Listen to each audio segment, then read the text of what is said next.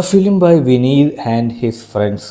ഈ ഒരു tag line മതി ഈ ഒരു സിനിമ കാണാൻ നിങ്ങളെ പ്രേരിപ്പിക്കാനായിട്ട്. ഈ പടത്തിനെ വേറൊരു ലെവലിലേക്ക് തന്നെ എത്തിച്ചിട്ടുണ്ട്. ഒരു രക്ഷയില്ലാത്തൊരു സിനിമ. എന്താ പറയുക, ഇമോഷൻ ഉണ്ട്. എന്താ പറയുക, പാട്ടുകൾക്ക് പ്രാധാന്യം കൊടുക്കുന്നുണ്ട്. സൗഹൃദത്തിനെ കുറിച്ച് സംസാരിക്കുന്ന ഒരു സിനിമയാണ്. എന്നാൽ കോമഡിക്ക് ഒരു വിട്ടുവീഴ്ച പോലും കൊടുത്തിട്ടില്ല. എല്ലാം കൂടി എന്താ പറയുക, പാകത്തിന് ഇട്ട് തന്ന നല്ല ഒരു ബാഡാസ് സിനിമ. ബാഡാസ് എന്നൊന്നും പറയാൻ പറ്റത്തില്ല, കാരണം ഇതിൽ ആക്ഷൻ അത്രയൊന്നും ഇല്ല, ഇടി വിട്ട് കുത്ത ആ വക പരിപാടിയൊന്നുമില്ല. ബട്ട് ഏറെക്കുറെ സിനിമ തുടക്കം മുതൽ നമ്മുടെ ക്ലൈമാക്സൊക്കെ എത്തുന്നവരെ തന്നെ സൗഹൃദത്തെക്കുറിച്ച് സംസാരിക്കുന്ന ഒരു സിനിമ. പ്രണവ് മോഹൻലാൽ അഭിനയിക്കുന്ന ക്യാരക്ടറും പിന്നെ ധ്യാൻ ശ്രീനിവാസനും അവതരിപ്പിക്കുന്ന ക്യാരക്ടർ, ഈ രണ്ടുപേരും തമ്മിലുള്ള ഒരു കോമ്പിനേഷൻ വർക്കൗട്ടുണ്ട്. പണ്ടത്തെ ദാസനും വിജയനും ആ ഒരു രീതി ഇതിലും എന്ന് വെച്ചാൽ പക്ക അങ്ങനെയല്ല, എന്നായിരുന്നാലും ഒരു നല്ലൊരു കോമ്പിനേഷൻ ആയിട്ടുണ്ട് രണ്ടുപേരും. ആൻഡ് എന്താ പറയുക, ഇവരുടെ പ്രായം ചെന്ന രൂപങ്ങളുണ്ടല്ലോ, അതിനും ഒരു നല്ല സ്ക്രീൻ പ്രസൻസ് കൊടുത്തിട്ടുണ്ട്. സാധാരണ ഇങ്ങനത്തെ സിനിമകളിൽ പ്രായം ചെന്ന ആ ഒരു ലുക്ക് ഔട്ട് ചെറിയൊരു സീനോട് കൂടി അവസാനിപ്പിക്കാനാണ് പതിവ്. പക്ഷേ ഇതിലങ്ങനെയല്ല. തുടക്കം മുതൽ തന്നെ രണ്ടുപേരെയും ഇങ്ങനെ പ്രായം ചെന്ന രൂപത്തിൽ കാണിച്ചിട്ട് ഇവരുടെ എന്താ പറയുക, ഫ്ലാഷ് ബാക്ക് എന്താണ് ഇവർക്കിടയിൽ സംഭവിച്ചത്, ഇവരെങ്ങനെ സുഹൃത്തുക്കളായത്, അതൊക്കെ നല്ല രീതിയിൽ എടുത്ത് കാണിച്ചിട്ടുണ്ട്. സെക്കൻഡ് ഹാഫിൻ്റെ പകുതിയോട് കൂടിയിട്ടാണ് നിവിൻ പോളിയുടെ വരവ്. അത് മൈ ഗോഡ്, ചിരിച്ച് പണ്ട് തപ്പും, അത്രയ്ക്ക് നല്ല രീതിയിൽ അവതരിപ്പിച്ചിട്ടുണ്ട്. എൻ്റെ ഇഷ്ടപ്പെട്ട ഒരു കാര്യം, കക്ഷിനെ തന്നെയാണ് ട്രോളുന്നത് ഈ ഒരു സിനിമയിൽ. നിതിൻ മോളി എന്നാണ് ആ ഒരു ക്യാരക്ടറിൻ്റെ പേര്, നിവിൻ പോളി അവതരിപ്പിക്കുന്ന ക്യാരക്ടറിൻ്റെ പേര്.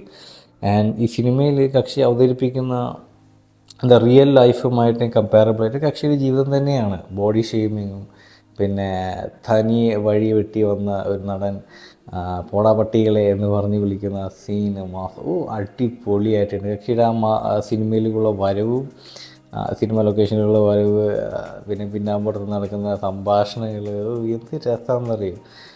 ആൻഡ് ഇത് പക്ക ഇമോഷണലൊന്നുമല്ല, വേണ്ടയിടത്ത് അത്യാവശ്യത്തിന് കോമഡി അവിടെ ഇവിടെ കേട്ടിട്ടുണ്ട്.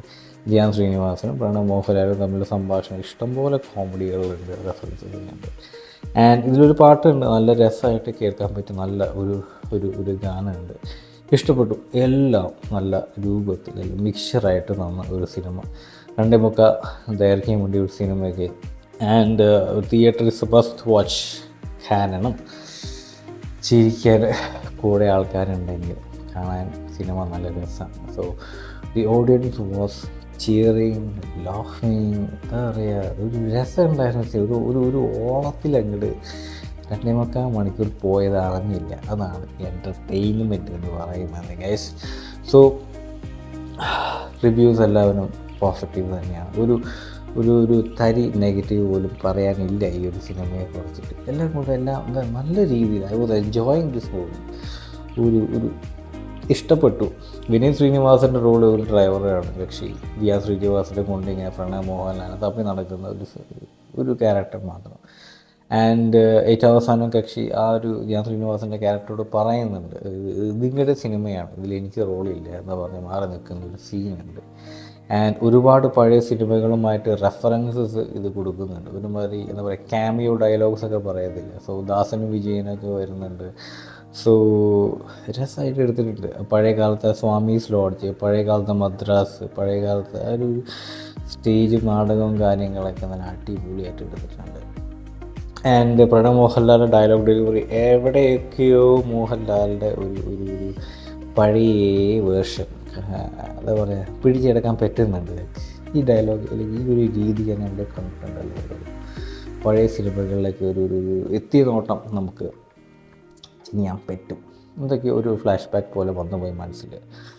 ആൻഡ് കല്യാണി പ്രിയദർശൻ്റെ റോള് ഒരു നായിക എന്ന് കംപ്ലീറ്റ്ലി പറയാൻ കഴിയത്തില്ല. ഈ സിനിമ കൂടുതൽ സംസാരിക്കുന്ന സൗഹൃദത്തെ കുറിച്ചിട്ടാണ്, ഫ്രണ്ട്സ്. സോ ചെറിയൊരു ഭാഗം ഒരു റൊമാൻസിന് കൊടുത്തിട്ട്, and that was also beautiful.